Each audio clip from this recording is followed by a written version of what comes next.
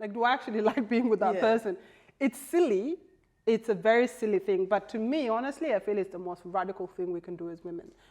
Because our mothers could never do that. They had to survive. Could never even think about wanting to do that. They have to survive. The most radical thing we can do, I think, is not to even achieve things, is to take the luxury of finding out who am I, and to then make choices that our mothers were not capable of making, in order for us to create opportunities for our daughter to make choices that we cannot make. Yes. If we keep repeating the same patterns, we'll never break the cycle. We will not break these cycles, right? And it's going to take, it's radical because it's scary and because you're doing it for the first time, and you will be called crazy, you will be called feminist, you will be called whatever, and then eventually they will call you role model.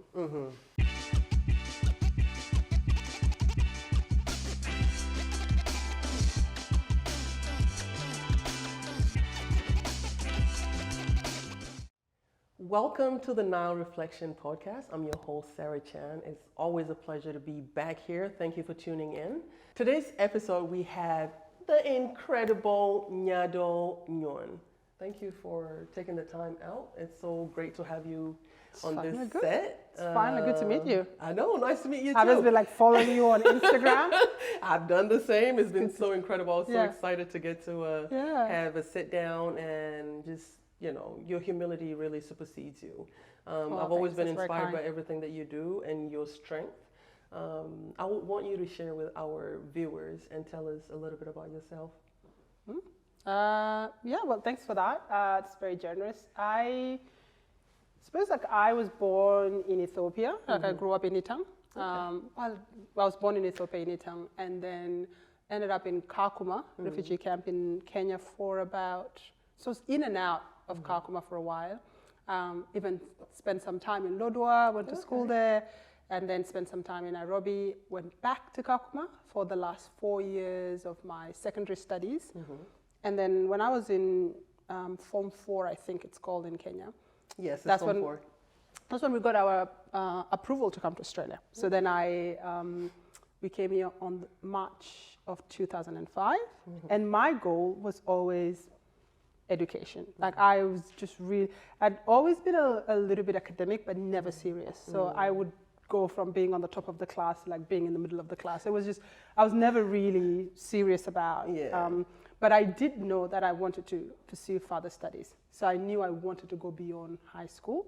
And so one of my biggest fear when I was in Kakuma was that I would never get to do that because, you know, Kakuma at that point at least had on only Form 4. And so we were lucky that just the approval to resettle to Australia came right on time. You know, as I was in Form 4, just preparing for my KCSE, I think. It's KCSE. If I recall it really well. I'd already gone through the trauma of KCPE. So I was hoping to avoid the second one. Those inches. Yes. And so I was so excited and got here with my mom and my younger siblings. And I straight away enrolled to high school. I stepped back a year because I thought I want to understand how the system works. So instead of going to year 12, I went back to year 11 in Australia, which is like Form 3. So I took myself back a year and then used those 2 years to really prepare myself to get to uni. And by the end of that, I got enough marks to be able to apply to study a Bachelor of Arts. So that was my first degree. I did a Bachelor of Arts at Victoria University. And then when I finished that, I think I took a year off or something, but then I applied to do law. So I'd always wanted to be a lawyer since I was about 14 years in the camp. And so I took this chance. I applied to Melbourne Law School, which is, according to Melbourne Law School, the top law school in the country, according to them. Which probably was like my ambitious young self was like aim high. I mean, 14. So I had like 14 was when I started thinking I'm going to be a lawyer one day. I'm thinking like you thought about it at 14 and now you're actually there. At 14, man. Yeah, I was like, I'm going to be a lawyer one day. In Kakuma, by the way. And I remember the first time I said I was going to be a lawyer, I actually remember people laughing at me, which I understand because it was so ridiculous. Like, how are you going to be a lawyer in a Kakuma refugee camp? It was a bit ridiculous, but I wanted to be one, and so when I finished my first undergraduate degree, I applied to do what is called a JD, a Juris Doctorate at Melbourne University. I really didn't think I was going to get in. So I put my application in, then I thought, you know, it's the first one to open up, I better do it. Right. That time, South Sudan was going through the referendum. Right. So I thought, I'm going to go to South Sudan for the referendum, because to me, as well, witnessing the referendum was really important personally. Because my father was involved in the guerrilla movement, like, was one of the founding members of the SPLA, you know, in '83. And so for me, it's like this guy, my father died for the idea of an independent South Sudan. And so I wanted to symbolically vote in the referendum. Right. I wanted to go there and cast my vote. Yeah, and so I put my application into Melbourne Law School. Then I flew over to Juba. Then I had the chance of getting to see my grandmother, who I had not seen by that point for about 20 years. Right. And that would be the last time I actually see her, you know. And then I flew to Juba after that. And I stood on the line early in the morning, you know, that referendum day, the first day for voting, and this line of Southern Sudanese, right? The excitement, the atmosphere. Oh my goodness. It is unmatched. It was. You can't put it in words. Yeah, you had to. Yeah, you had to be there to experience. There. Yeah, and so then we stood at the John Graham Mausoleum, just opposite, you know, the gravesite of John Graham. And so we stand here in the line, and I just, for some reason, as the sun come up, I just completely break down. Yeah. You know, it was extremely emotional. You know, and so I go in. I have a picture. I think weirdly there was this. I don't know where is it, some European guy that was taking pictures, and I think I have a picture of my voting referendum card. And so I go and I cast my vote, and then we sit across at night at my uncle's house as we wait for the results to come in. You know, and we get this it's like 98% or something. You know, an independent South. And I remember that vividly, you know, and so I don't know when I went back, because I remember also being there when the flag was raised for the first time, you know. That was such a time. And there was something magnificent about this moment. And for me, to me personally, it was just to honor my father. It was to say, your dream has come true. Your dream that took you as a 17-year-old, you know, like my father didn't have a childhood. And to me, it was like this dream that you fought for, this sense of dignity. You know, here it is. But, you know, like most things in life, you know, I remember walking away, especially after the independence, and just thinking, this could also be the beginning of the end of a dream. Because even as I sat there, you know, as the flag was being raised, you were seeing soldiers that were collapsing out of not, like they'd clearly not been given water. Right. You're like, where is the care for these men that had given so much for this country? Given everything. And so for me, like even there was this doubt of, is this a mistake? Are we going to be okay, right? And so I remember leaving before the end of the celebration, because I could not take the amount of people that were kind of collapsing, the amount of soldiers that were just collapsing in the heat. And part of it might just be the Juba heat, but they also just look malnourished, you know. And so there was this joy and sadness. And so I flew out of Juba, came back to Australia, and as I was in Nairobi, I got the news that I got to Melbourne Law School. Oh, wow. And I jumped like a crazy person. I swear, like I was jumping and screaming at the top of my lungs. And I remember the neighbors looking through the windows, because I think wondering, who is this mad black woman? Who is this completely crazy 6'3" Sudanese screaming at the top of their lungs? And I think at that point I had actually become temporarily crazy. And so like this is your dream. You've been chasing this since you were 13. Yeah. In Kakuma refugee camp. I know. And here it is. You just got the news. Well, I'd be looking crazy like that too. So I go. I mean, I come back and I'm like, let's go. Here we are. I'm in law school. Yeah. And the first thing I realized, I think a few months later, is like, oh, I think I have bitten a little bit much than you can chew. I could chew. Yeah. Because I was sitting next to kids that had, because it's Melbourne Law School, like these were some of the richest kids in the country. Like they are well established. They are like, and so I'm just sitting there thinking, I'm broke. And some people here, parents are literally buying them homes to live in. And I'm supposed to compete with these people? They could buy the school if they even wanted. Yeah, but in what world am I supposed to get the same marks as these people? I'm supposed to help mom out. I'm supposed to be paying bills. I was working 2 jobs. To be able to even stay at one of the colleges. My scholarship was, I had to work at the library in order to get some of the scholarship money. And then I had to work for a barrister who was willing to give me some work. So a lawyer who was a barrister. And then I was working at the ABC. I was working like 3 part-time jobs while studying a law degree and trying to help mom out. And I just remember the second year especially of studying it, I wanted to quit every day. Every day was so hard. And I just remember telling myself, we will quit tomorrow. I'm not lying to you. I'm like, tomorrow we will quit. Not today, tomorrow. Not today, and I spent almost a whole year telling myself, I will quit tomorrow. And then on the last day of the year, there's this, you get the Melbourne Law School, which is this way, and then there's a small park that walks across to the main campus. And I told myself, one day I'm going to walk out of this law school, and I'm going to walk across that park for the last time. And when I finally finished my degree, I did that. I walked, I just symbolically did it. But I also, to be honest with you, I also had tremendous help. I had friends and wonderful mentors and people who were just generous with their time and advice and encouragement. And so when I finished that, I then applied to become a lawyer. So this is an interesting one because I had, until I went to law school, I thought I was going to be a human rights lawyer or some other form of, more, what would be called more like personal injury laws and personal claims laws. And so, I don't know, I think sitting in that Melbourne Law School, one of the things that I realized was the mindset of the young people that were there that I never understood. And what was it like, that mindset? So these young people, because they'd always gone to some of the best schools, they'd somehow been taught that the world belonged to them. Wow. They had been taught that excellence was something within their reach. They had been taught that they could be the next leaders, the next high court judges, the next prime ministers of this country. They've been told, the prime minister of this country graduated from this primary school.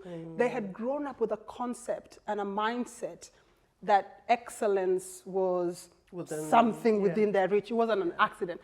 I had gone to the school where people thought, if we could learn how to sweep the floor, we just need to survive. So my mindset was like survival, right? And so I realized, what happens if I adopt that mindset? I might not have their circumstances, I might not have their money, I might not have their privileges, but what happens if I adopt their mindset? And I tell myself that I am equally capable of excellence. At the very least, to me, excellence at this point was like aiming the highest you can. That was just the definition of excellence, not just getting by. Aiming the highest you can and giving it your best. And so because of that mindset, I began to challenge what I thought I wanted. So the first challenge was, what if I don't do human rights law? What happens if I don't do human rights law? What happens if I do something that I thought I completely am not capable of doing it?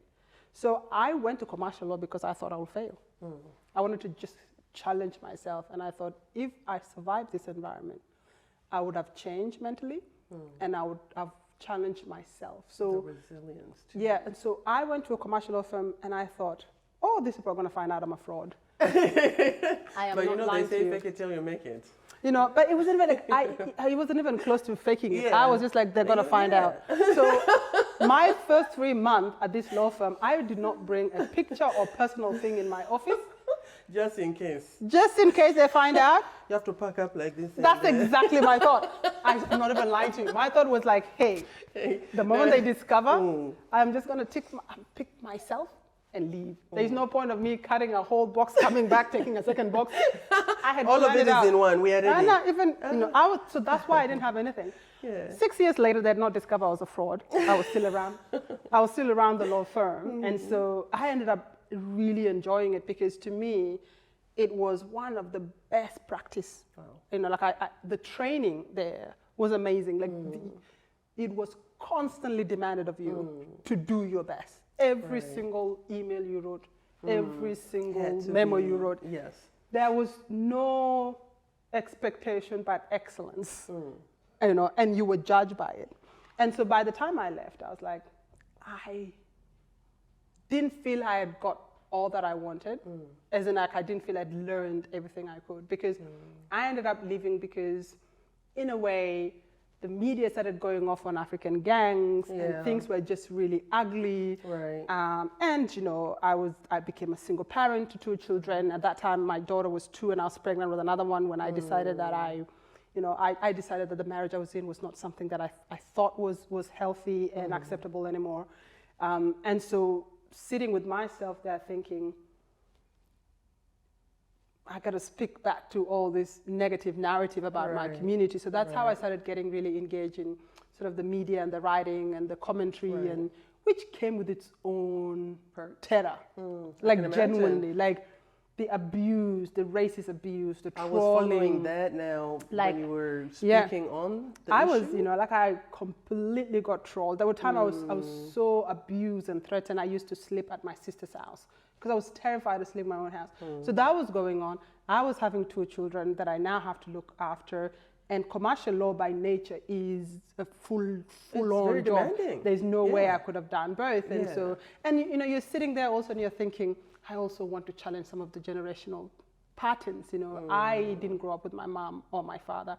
I don't want my children to also not grow up with their mom or their father. Because luckily in our culture, we can raise children together. So I could have actually gone to an auntie and someone say, can you help me? That's completely acceptable. But I also knew in a country like Australia, that's not the setup. You know, you don't have auntie days, you have Mother's Days in this country. So I don't want to set my children up also. I don't want them to live as if the system here is not set up for that. So that was one of the choices where I had to let go of that, of my pride. And so that had to be one of the most difficult decisions I've ever to make, because I left a career that I genuinely loved, that was still challenging, that I had room for growth, and I felt I was just beginning to get it. And I had to let it go. So that was hard. That was hard. Right. Yeah. And taking that risk. Yeah. I mean, it wasn't even a risk. It's just like I didn't have a choice. Right. You know, and so I felt like I didn't have a choice. I actually didn't have a choice. I had to let it go because I couldn't be the lawyer I wanted to be. If you had... Well, also being the parent I wanted to be. Well, also being the community person I wanted to be.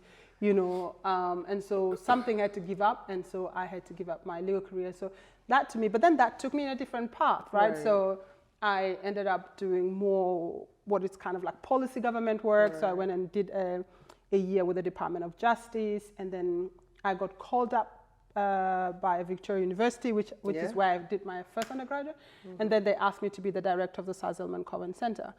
Which is more human rights related. So that's the work I do now. But also because of the media work and the writing work I had done, I also started having other people come in and being like, do you want to do this with us? So, so then I went and got invited to be the chair of Harmony Alliance, which is like a federal body that advocates for migrant and refugee women. And then some of the really more exciting thing I did recently was being appointed to by the Minister of Immigration. I got appointed to work on the multicultural policy. You know, it's a federal policy. Yeah, that was massive. I mean, you're saying it like, you know, and just the other day, wow. Yes, I mean, so that's a milestone. So that was really fascinating. I mean, it was. So that took most of my 6 months last year. Was just working on this federal policy, which is a policy setting for how does Australia as a country manages cultural diversity? What systems do we need? What kind of changes do we need? And so, you know, being able to be in a position where you are, you know, thinking about a whole nation approach to a really important, critical aspect of the country, that is a huge privilege. It's also a huge challenge. So it's been interesting to, so that has kind of been my journey in a way, No, and oh my God, like, you know, you read and you do research on different things, but everything that you have achieved until now, just going through the path that you have, the resilience, the ambition, the ups and the downs, the abuse and the overcoming. As immigrant child, being in this new environment, and you have to, first of all, not even just the language barrier sometimes that you have to overcome, but the having to prove yourself even more, being a woman in these spaces, being a South Sudanese woman, and just still keeping the focus to get to where you are, but with the backgrounds that we all come from, and knowing the challenges that often we go through as young people? Because I am so fascinated. Like, what was Nyadol thinking at 14, 15, 16, 17? And the strength that you exemplify really inspires. And that's one of the first things that I noted with you, following your story on social media and just, you know, looking at some of the interviews that you've been part of. I'm just like, wow, she's so eloquent.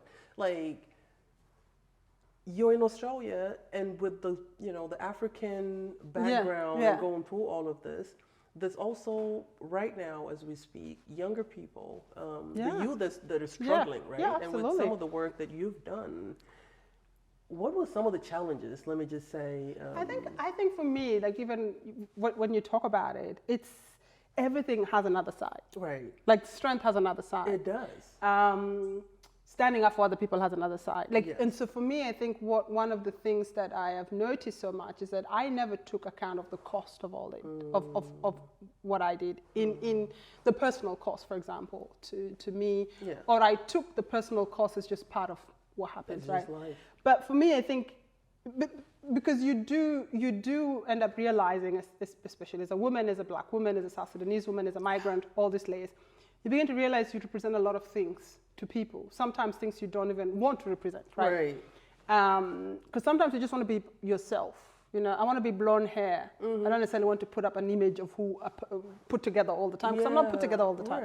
Right. So for me, there was a time where I didn't question any of this concept, you know, and I look back and I think that there are so many things that are not of my making.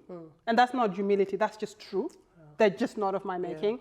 You know, I was lucky to have been born to a particular set of parents, you know, that had this sense of justice in them that then you find yourself having, you know, like I never knew where that came from until it's not like you generated that sense. It's something it's that in your DNA. Kind of thing, you know, or the water you kind of pop up in the world at times, right? And then I had a particular, you know, history. You know, I was born during a time of conflict and a time of war, and so people that were around me had learned to be resilient by default. You know, it was critical to survive. Like so you learn that. You just it is what that surrounds you, right? And so I always tell people, and especially in Australia, because there's always an assumption that this country made you, right? And I'm like, no, I was formed and informed by more than being in Australia. Like I had to learn and unlearn some things too. I was raised by people who kept me alive in refugee camp. I was raised by people with a culture and a way of living that has sustained me far more than things I've learned here. Then those things were certainly elevated and fed by being in Australia here in different ways, but also undermined in certain ways. So for me, those things have been quite useful, being able to take on that resilience, and almost to a way that sometimes it was just you didn't even know you were resilient. You just went with it, you know. And so until people commented, you didn't know it was a good thing or a skill to have or how it protected you. And so I think that was really useful. I think that kept me at law school in so many ways. I think it was pure resilience and determination. I would have quit long ago. But I think it also gave me an unspoken ability to know I can survive. It's hard, but I can do it, kind of thing. And also you had your two beautiful young ones. Your boy and your girl. My boy and my girl. Looking up to you. Yeah, and for me, actually, my daughter probably has been a very critical part of me looking at not just what the rest of the world do to me, but what my own community do to me as a woman.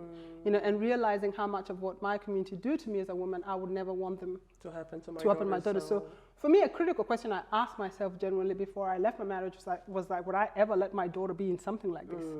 And my answer was a definite no. And so the second question was, okay, if I'm not going to do it, why would I let myself be in it? Number two. And number three, if I stay in it, my actions speak louder than words. So I might say all the feminist things I want to say, but if my conduct is persistent with accepting this kind of treatment, I am telling my daughter that this is all you are worth. And to me, that was a critical part of being like, got to find a way to survive.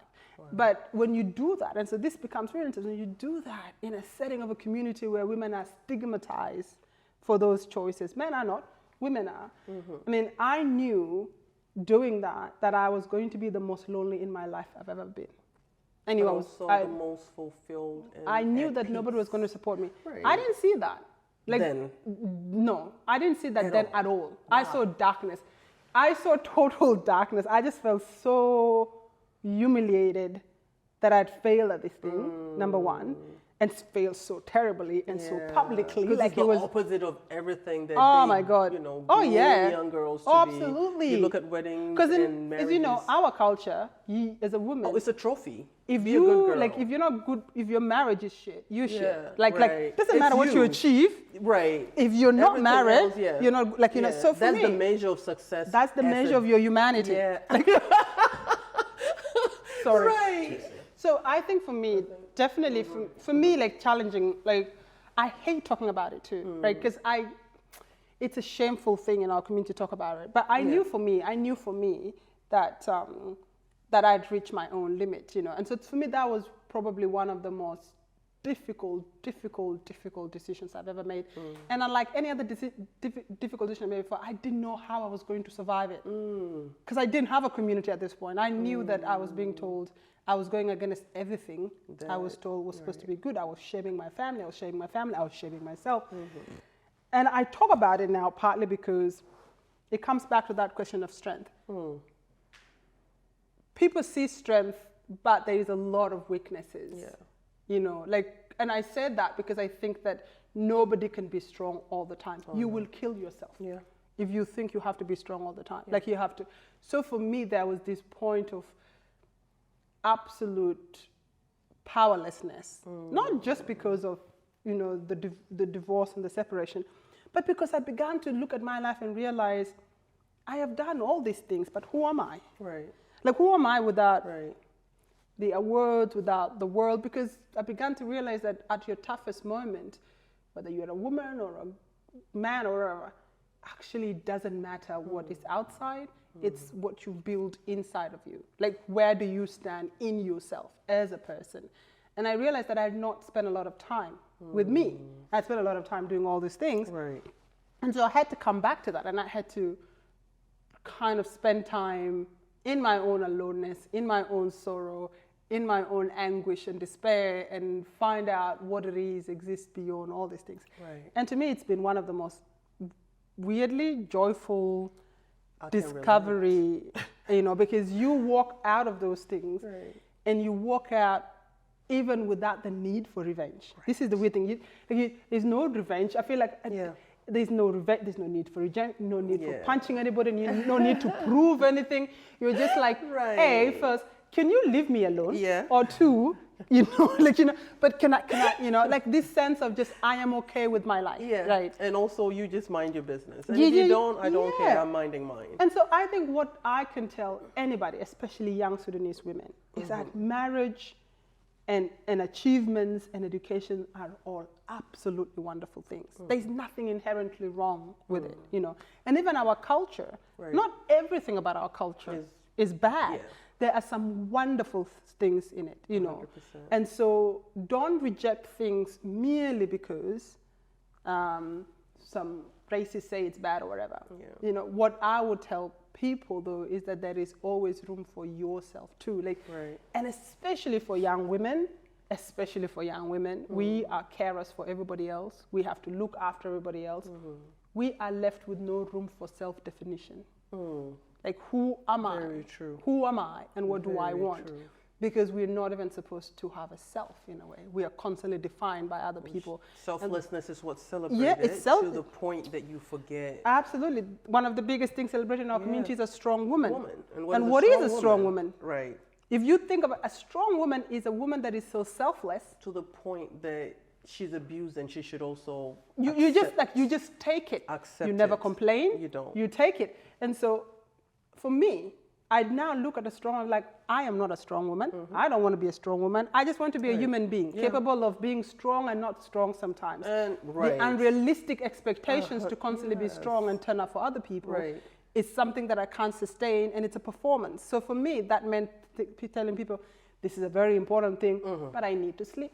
Right. I need to rest. Because I didn't even feel like I was entitled to rest. I didn't honestly feel I was entitled to take a break. I felt like I was letting people down. Right. And so for me, this idea of coming back again as a person, being like, who am I as Nyadol without the Nyuon and without the awards and without even who am I? And do I like that person? Like, do I actually like being with that person? It's silly. It's a very silly thing. But to me, honestly, I feel it's the most radical thing we can do as women. Because our mothers could never do that. They had to survive. Could never even think about wanting to do that. They have to survive. The most radical thing we can do, I think, is not to even achieve things, is to take the luxury of finding out who am I, and to then make choices that our mothers were not capable of making, in order for us to create opportunities for our daughters to make choices that we cannot make. Yes. If we keep repeating the same patterns, we'll never break the cycle. We will not break these cycles, right? And it's going to take, it's radical because it's scary and because you're doing it for the first time, and you will be called crazy, you will be called feminist, you will be called whatever, and then eventually they will call you role model. And here we are, our role model. Wow, that is so profound, really. This has been such an incredible segment. I'm so glad that you get to share this inspirational story. And for me, at the center of everything, I think, is our youth. Yeah. Is, your why, your daughter, every young girl across the world is listening to you, right? Hopefully, even the older women that this might, speak to, right? It is challenging the status quo. It is learning and unlearning, but it is just authentically being you, and you fiercely and unapologetically. I think it is something to be celebrated, and it's something to it's something to learn, right? And I think this is the thing I didn't appreciate. I've always wanted to figure things out, like I want to know this and then a lot of life is not figuring it out. Yes. And that's the fun in it. Like, if you knew it, the fun in it, right? It would just absolutely. And so especially when you're young, like you're ambitious and you've got energy and you've got goals and you want to go somewhere and you want it to happen now. Right. And actually that's part of the learning. Right. That's important. I think you need that energy when you're young. Yeah. But for me, even like losing my legal career, now I can look back and say, in a way, it was an identity I needed to give up, but ones that I could not have given up willingly. Wow. My self-worth had become so intertwined with it that there was no way that I would have done it unless something higher demanded more, and that was my children. Right? And so now I can look back and realize it was an identity that I needed to give up in order for me to grow in certain ways, right? And so I think the ability to trust yourself, right? And have faith. Not even in a religious way. Right. Have faith. To believe. It's because for me, my mom doesn't watch these things, so I can say I'm an atheist. But, Mom, I promise, don't beat me also. But for me, like this idea of even coming back to the notion of faith, right? Because to me, faith became this symbol for humility, right? None of us control much. Right. There is so much that is beyond our control. Right. There is so much, this my friend and I joke, we could walk out of this room and one of us get hit by a bus. But we do walk around a lot thinking we have control over these things. And some of our biggest pains and emotional pains, right, come from this idea of feeling that you've lost control. Right. And so the older I get, the more I'm beginning to learn how much is grace and how much is faith and how much is beyond my control and then how much is luck, the luck to have survived refugee camp, the luck to it. And so these are all as important as hard work. Now, when you get those opportunities, absolutely work yourself out. Work, especially when you're young, work the hardest you can. You've got the energy, you've got the time, you don't have the... And work unsupervised, because that's one of the things absolutely.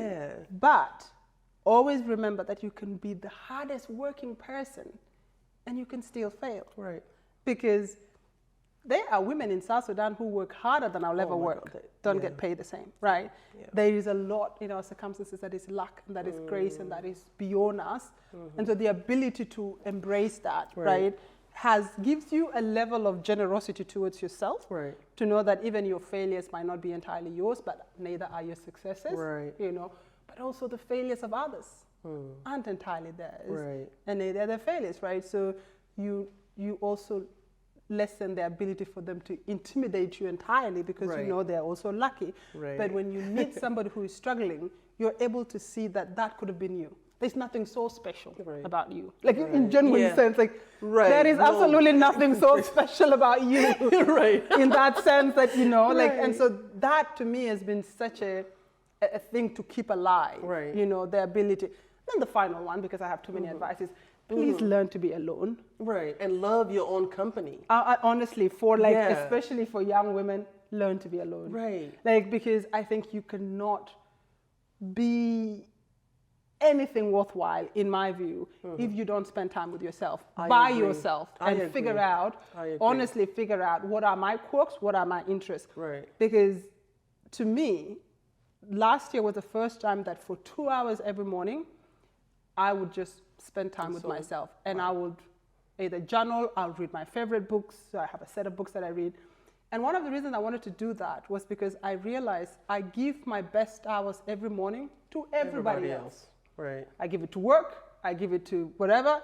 You know, after I get my kids ready, get them breakfast, get them off to school or to childcare, immediately the first thing I do is I sit down and I read my book, and in 6 months, I like myself far more than I've ever liked myself in my life. Because investing in you too. I mean, and it was just time by myself. Time by myself, you get to hear yourself. You get to hear your thoughts. You get to pick up your patterns. You get to learn yourself. Oh my God, like even the patterns of mistakes. Like, I'm like, oh, I thought I was doing this mistake for the first time, but this is about the 7th time I've done the same thing. It's just different people, same patterns, you know. But you know, it gives you just so much ability. So learn to be yourself. Learn to have solitude. Learn to practice that.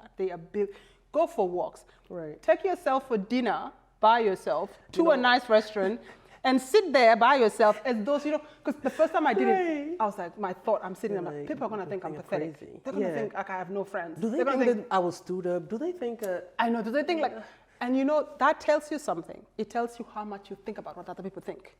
Which is important. Yeah, because you're learning something too. Yeah, you're like, I was like, I really care too much about what other people think. And also, as society that has, especially where we come from, that has taught you, always think about what do you think about. So to me, that was when I was like, this is, I need to learn how to shut those voices out. So I literally took myself to dinner by myself until I did not care, until I could not hear those voices. It was like to the point that I'll sit there and I'll look at people and I'm like, oh, you look more uncomfortable, the two of you, than I do by myself. You know? But you know, it was like this ability to deconstruct some of it. And I swear to God, that to me is the best thing I've done. The ability to actually be by myself. I know, because I have done the same from like 2015 or 2020. It was just that learning myself, learning and learning stuff. Taking myself out to dates. In fact, a guy that I was dating long distance at the time thought I had lost my mind because, you usually go for dinners? I'm like, So how will I know what I like if I have not done it to myself, and how would I expect it from anybody? Oh, like I didn't even know I could just put on a nice dress and take myself out for a walk. I'm like, I always wanted to be like, hey, do you want to? No, I just went, hey, I can go alone. That dress looked like a nice one. It does need an outfit and some good shoes. We shall just, and honestly, it's like this. And then you realize joy is everywhere, and joy is cultivated. Like it doesn't, you know, there was a time in my life where I used to think, if I just did everything right, joy will come to me. No, it's not coming. You have to go look for joy. Joy. You have, and it's there. It is there. Life is hard, but it's magnificent. And you know, like one of the things, like shedding this identity that I was made to suffer and like I'm not. You know, nobody is made to suffer. We survive it, but we are also made for joy and for laughter and find it and find your people and you know, take chances with yourself. You know, and life is as much your gift as anybody else. 100%. And that's like, it's a simple thing, but you know, to me, like now, I don't know what this year is going to be, because you never know what life is going to throw it out. But whatever it's going to be, we're taking it on. I might get very good at being alone, so I'm trying to work on that. I know, me too. But otherwise, I think I might just nudge you, like, hey, I think maybe... get out. Yeah. You know, do you know what might nudge me? I do have a rule, though. My rule is every 2 to 3 months, I must do something that scares me. Me too. Yeah. So if it's not, so if I have just been really busy working, then I have to go out, even if I don't want to. Is that? Well, that's a good. I'm glad you came because this has been so much fun. Oh my I think God, we should shut up now. I know. I think so. I think that we're okay. Okay. Sorry. No, this was incredible. My dad was really. Thank you so much. I loved it. And I think like this has been. Look, we can go on for years. Like this has been. Yeah. So inspirational, really, to say the least. Oh, thank you, man. I just want you to give one advice to the girls in Kakuma camp, and I know you're intentionally going there next month, and I'm so excited. Hopefully, I get to join you on that because I'll be in Nairobi then. Yeah. But what would you tell them, Adima, the young Nyadol? The first thing is dream ridiculously big. That it scares you, right? Dream until it scares you. Yeah. Because first of all, it's a dream. You are allowed to dream. Like nobody, at this stage, you're not yet achieving it. Achieving it might meet reality, but absolutely dream and dream ridiculously big. Dream to be the best. Like, dream to be the president of the world. That position is not yet open, but create it, Yeah. But at least start there. My idea has always been dream big and then fail high, because if you start dreaming big and then you can fail somewhere upper than dream big, fail high. That's the second thing. The other thing is hold on to your stubbornness. There is always this little voice inside that is telling you this is just do it. No matter what anybody else is saying. Now sometimes that voice can be crazy, but I think 99% of the time it's actually right. So be stubborn and listen to that voice and hold on to it, because there is nothing useful I've done in my life where I was not actively discouraged not to do it. And sometimes even by people that actually love me because they were afraid that I would fail or hurt myself or something. So it wasn't even from bad intention. I've hold on to that stubbornness, just to be like, I'm going to do it nonetheless. And so hold on to your stubbornness. Don't let people, especially as a woman, I think, men, maybe that stubbornness might be arrogance, so work on it. I don't know. But for women, especially, that stubbornness can become a counterforce to a world that constantly tell you to minimize yourself. Right. So I think that's why being stubborn is important. And then the last bit is you're not going to have it all under control. Absolutely not. And your plans are going to fail sometimes, and sometimes blow up in your face. And you might never know how you will survive such a failure, because it's even beyond what you imagine your failure will look like. But I think that some of the best plans are the one we haven't made. To me, I am so surprised by where I have ended up. And it's far away from like what I thought was going to be. I thought I was going to be a high-performing commercial lawyer, make my money, buy a few homes. But then there was a time where all of that goal and all of that dream and all of those ambitions literally shattered to the floor, including personally in my life. But it somehow, I don't know, it just was like a fresh start. It was almost as if you had to find a new story. And because for the first time, you had to find it yourself, it was actually your own story. It wasn't the story of your mom and your dad and who they were and your community and everybody else and being a good this or a good, it was your story. It was your survival. It was your direction. So that bottom, honestly, was like, having said that though, it takes time to get there. I'm 60% there, working my way. But when you're going through it, it feels like death. But actually when you come out of it, there is a sense of newness, really, that you just can only be grateful for. Like, I'm so grateful. Like, I'm honestly, all the terror of separating and losing my career and having 2 kids that I genuinely did not even know sometimes how I was going to feed. I am at a place in my life where I am so grateful for everything I've learned through that journey. The experience and for who I've become. Because I genuinely think I'm a better person. And not for any achievement, just internally. The self-discovery. Yes, who I am and how I look at myself and how I hold myself and how I want to hold my children and when I want to embrace my future.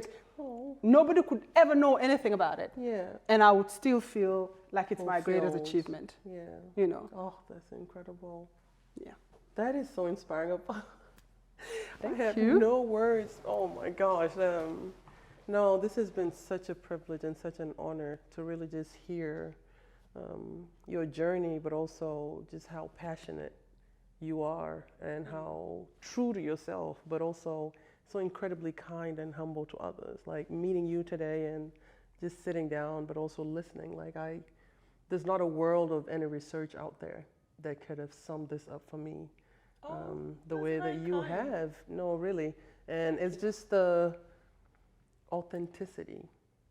Like I have so much respect for you and everything that you've done. Thank you so much. Thank you. For all that you do. No, really, like for our community, for just being exemplary and formidable. And I think that's what it's almost feared, but also just being genuine, not just with yourself, but being with others.